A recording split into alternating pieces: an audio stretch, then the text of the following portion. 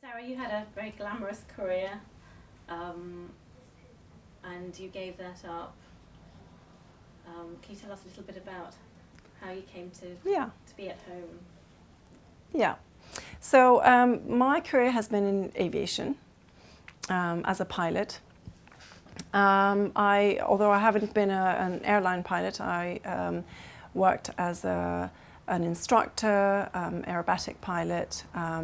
I was part of the first all-female aerobatic team in the world. So it was a very kind of high-flying, literally, kind of career.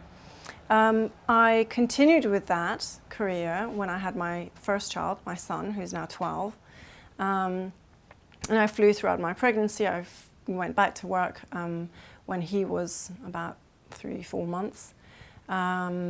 And moved countries. I went to live in south of France for that.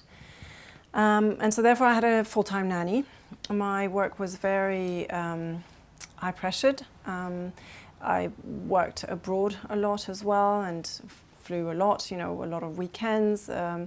We were away sometimes up to 2 weeks at a time. So I had to leave my son with a nanny and my husband at times. And I mean, it worked in that, I knew that he was very safe and, with loving people. Emotionally, I have to say that this was exactly the opposite of what mothers at home matter is, because, I don't think there's a woman in this world who can say, oh yeah, I'm really happy to leave my baby and go off and, however glamorous the job is. I don't think there's a mother who's happy to leave their child.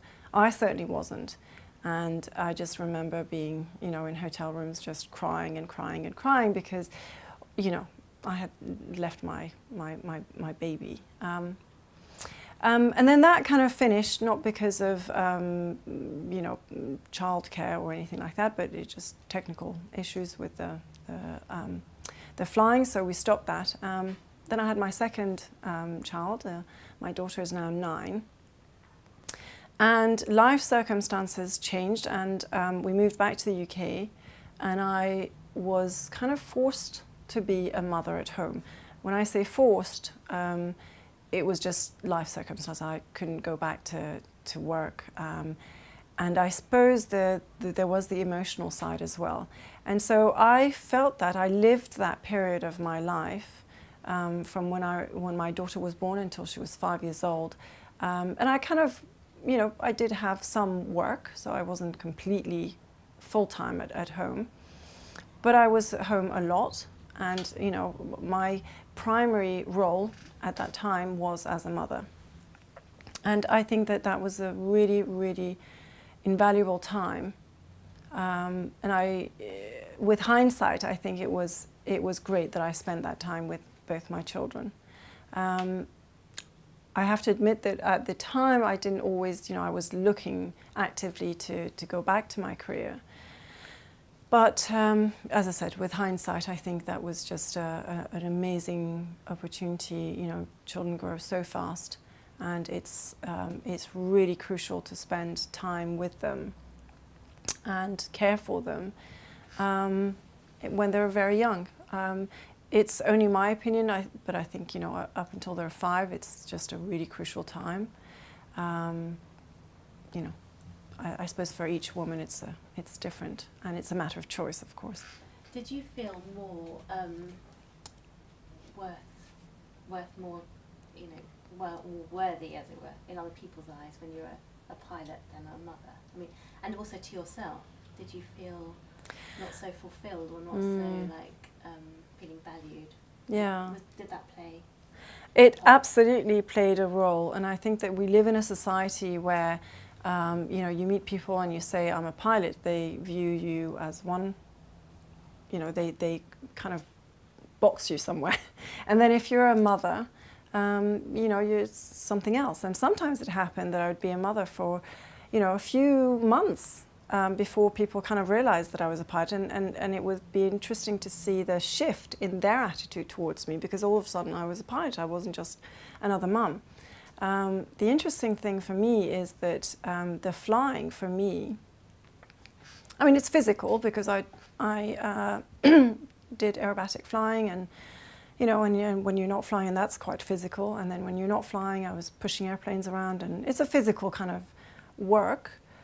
But otherwise, it was just pure pleasure, and yeah, there's a lot of stress also involved. But I find actually being a mother, taking care of children, a lot more exhausting physically and emotionally. And of course, you don't get people coming up to you and say, wow, that's amazing. Nobody does that, unfortunately.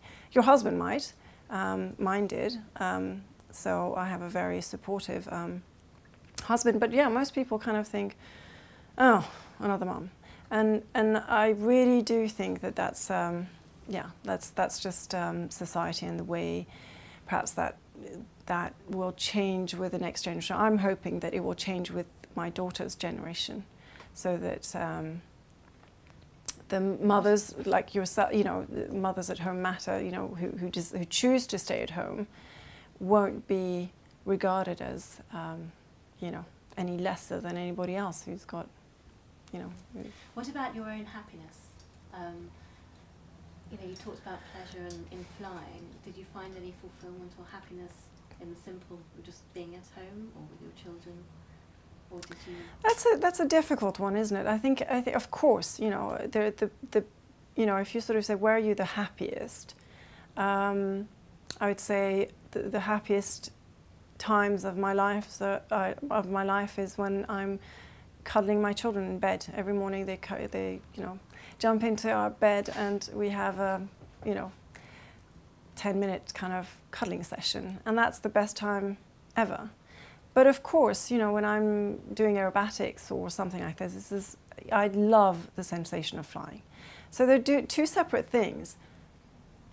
And I don't think, and I don't think that you have to choose for that. I think you can have one and the other.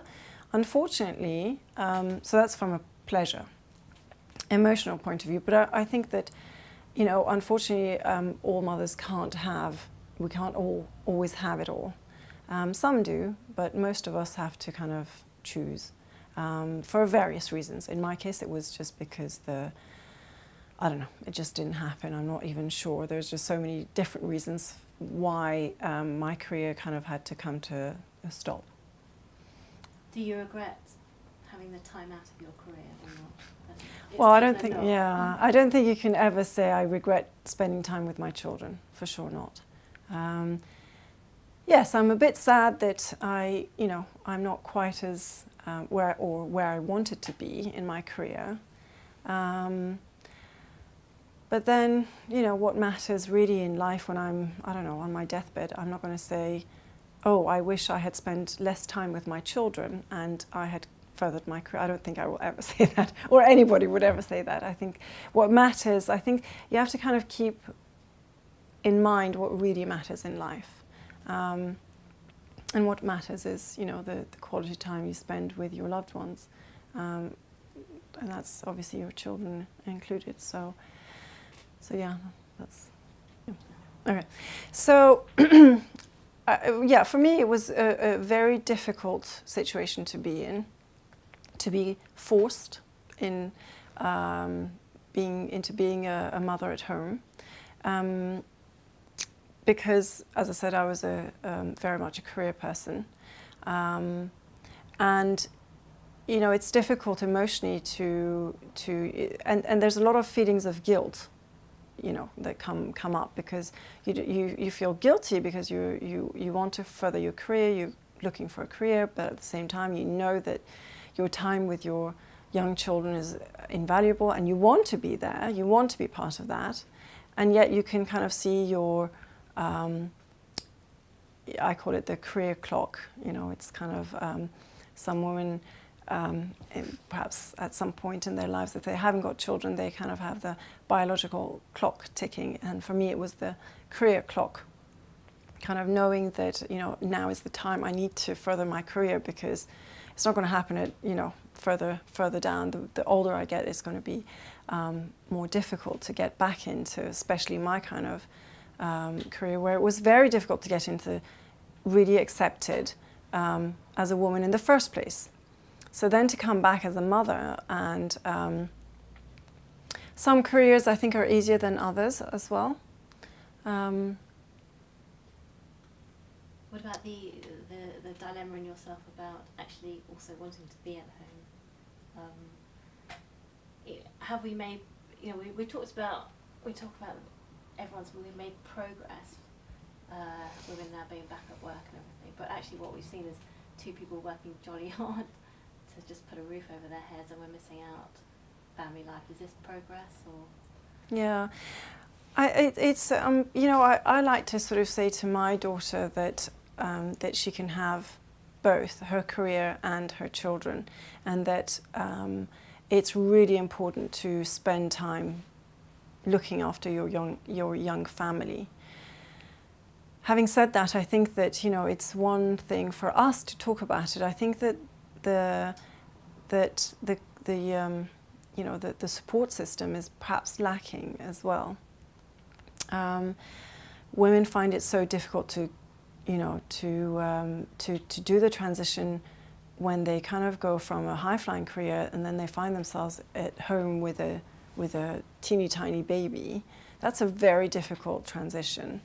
And then also it's a very difficult transition when after however long, especially the longer you wait, the more difficult it becomes to then go back into work because your self-confidence is really low, you're kind of out of practice, and then you think, well, there's all these, other people who've moved on and I haven't. You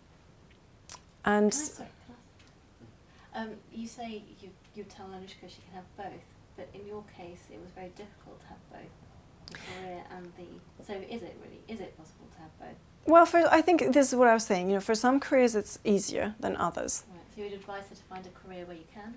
Not necessarily. I'd advise her to go for whatever makes her heart sing, basically. But I would kind of say that to keep in mind what really matters in your life. And I can't decide for my daughter or for anybody else what really matters for them. A good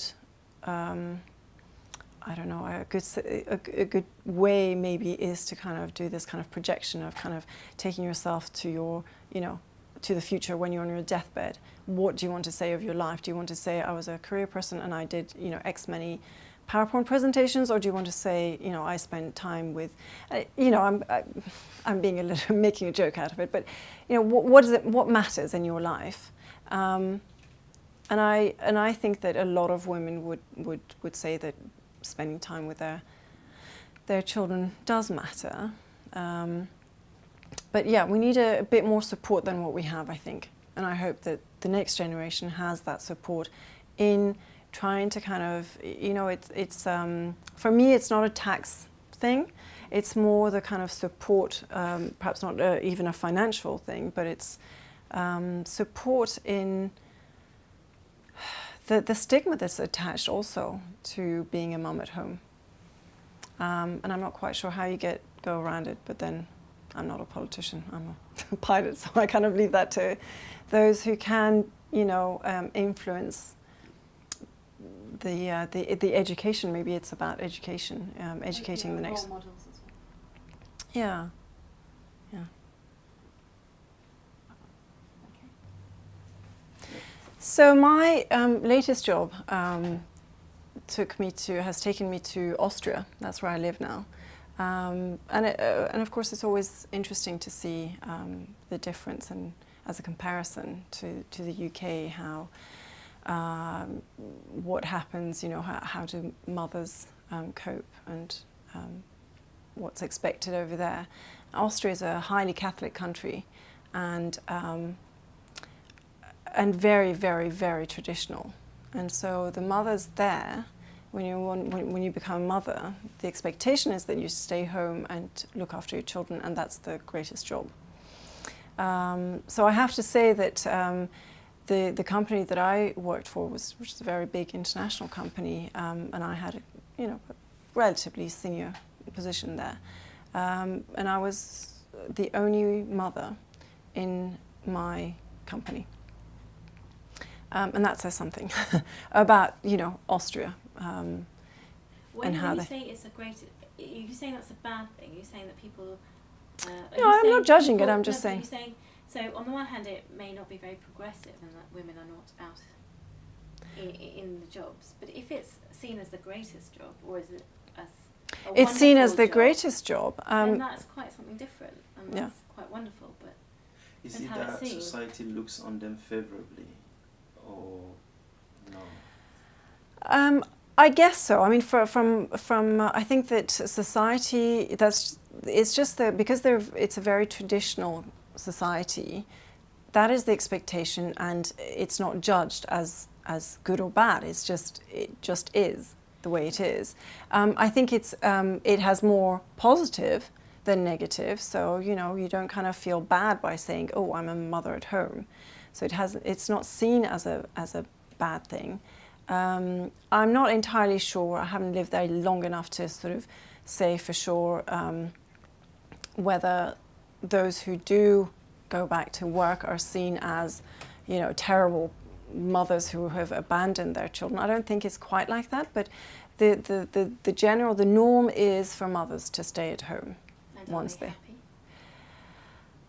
They seem to be. They seem to be. As I said, I seem to be the odd one, the working mother. With happiness, funny enough, I heard a thing about it this morning on radio, and they were talking about happiness. One of the major factors in people's lives is togetherness, and being, whether it's with your family or friends or loved ones, whatever. But so I don't know that, and I think that people perhaps, I don't know if this is the major factor is career versus family. For sure, I think being together with your family is the thing that brings happiness to your life, in my case at least. But you have to strike a balance. I think it's all about a balance, to feel fulfilled on a personal level, and to know that you're doing, you're bringing up children as you're being the best mother that you can possibly be. And I'm not sure you can be the best mother remotely if you're just never there, of course. But so there's I guess what I'm saying is that there is a balance and that balance, it depends on. It varies from individual to another, and societies are also view this in a different way of looking at us as mothers. So as I said, in Austria we're viewed in a certain way, and here in the UK it's viewed differently. Your status as a mother at home. In Austria, I mean, don't quote me on this, I'm not entirely sure because I didn't have my children and I didn't have maternity leaves in Austria. I think they're actually quite good. They have also paternity leave. Maternity leave is, I think, at least 1 year. You can have it up to 2. And I think that the companies, I'm not entirely sure, but I think that they do have to take you back. So they do take you back into, not necessarily in the position where you were, but they have to take you back. But I think that there is a lot of, because there's not so much stigma attached, Austrian mothers are more or happier, it seems like, to give up their careers in favor of being with their children. So whether later, when their children have grown a bit, they go back to some sort of work, or maybe even their careers, I don't know, but that's by the by. But there seems to be a lot more kind of ease for that choice. The choice is made easier.